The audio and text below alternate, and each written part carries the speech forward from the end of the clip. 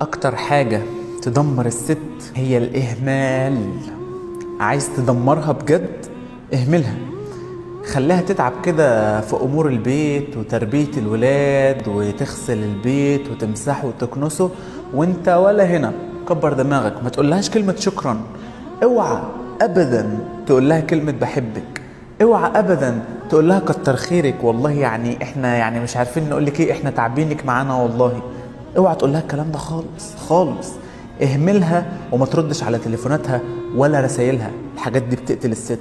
بس استنى، قبل ما تعمل الكلام ده افتكر كويس سيدنا محمد قال ايه: ما اكرمهن الا كريم وما اهانهن الا لئيم.